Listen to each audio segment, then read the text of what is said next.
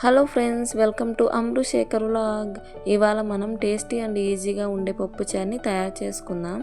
దీనికోసం నేను కుక్కర్ తీసుకొని 2 గ్లాసుల కందిపప్పు వేస్తున్నానండి. ఈ కందిపప్పుని వాటర్తో బాగా కడిగి పెట్టుకోవాలండి.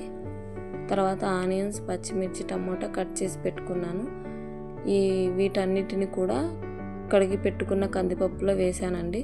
తర్వాత కొంచెం పసుపు, కొంచెం చింతపండు కూడా వేసి, అలాగే కరివేపాకు కూడా వేసానండి. కొంచెం ఆయిల్ కూడా వేసాను. అలాగే 2 గ్లాసుల కందిపప్పుకి నేను 4 గ్లాసుల వాటర్ వేస్తున్నానండి.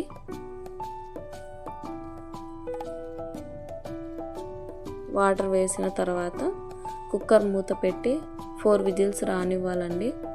4 విజిల్స్ వచ్చిన తర్వాత కుక్కర్ మూత తీసివేసి పప్పు గుత్తితో పప్పుని ఇలా మెత్తగా మ్యాష్ చేసుకోవాలండి.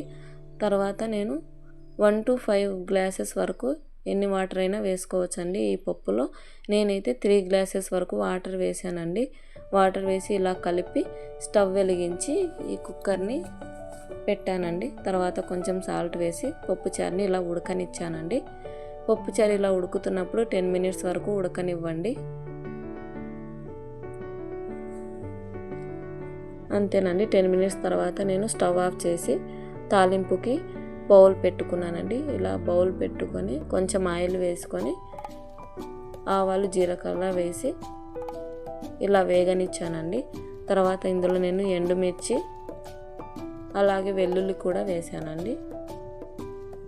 ఈ ఎండుమిర్చి, వెల్లుల్లి కూడా ఆయిల్లో బాగా వేగితే ఈ తాలింపు వల్ల పప్పుచారు చాలా టేస్ట్ వస్తుందండి. కాబట్టి ఆ వెల్లుల్లిని, ఎండుమిర్చిని బాగా వేగనివ్వండి. ఇలా తాలింపు వేగిన తర్వాత ఈ తాలింపు నేను పప్పుచారులో వేసి మూత పెట్టానండి.